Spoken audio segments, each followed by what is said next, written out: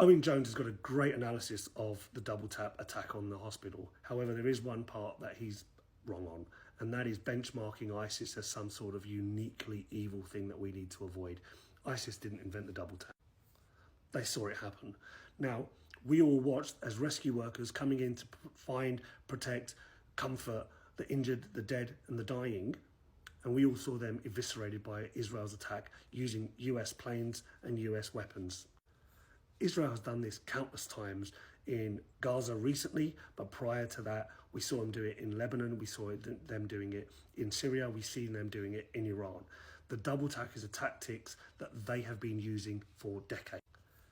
And they really pioneered it in 1982 when they invaded Lebanon and Beirut, and they got into Beirut. Now, there were some unintended consequences, but reading the book Pity the Nation by Robert Fisk, you saw how Israel would target civilian infrastructure, tower blocks full of people, and then with American planes and weapons, come back in and target the rescuers of those people. Now that wasn't ISIS, that wasn't Hezbollah, that wasn't Al-Qaeda, it was Israel, a Western ally, an ally that we've been calling a liberal democracy.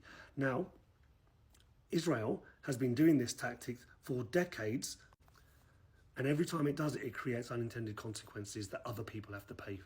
Now, OBM, Osama bin Laden, in his own letter said that's where he got the inspiration for 9/11. If we have a look at Hezbollah, they didn't exist until Israel got into Lebanon and started their massacres. If we have a look at what happened with the Sabra and Shatila camps, Israel negotiated a de-arming of the Palestinian groups and then used their proxy to go into those camps and kill men, women and children. Haven't we seen something very similar with the Gaza Humanitarian Foundation? The cynicism it takes to ask for a ceasefire and then kill the very people that have agreed to that ceasefire. We've seen it countless times. This is not ISIS, Al-Qaeda, the Taliban or Hezbollah. This is Israel, one of our allies. Using our weapon, getting our politicians to support them. They're the benchmark for evil, and we shouldn't be saying they're like some random Muslim group. We saw them and we see them. And there's another thing that we need to understand about the brutal invasion of Lebanon and see this play out again.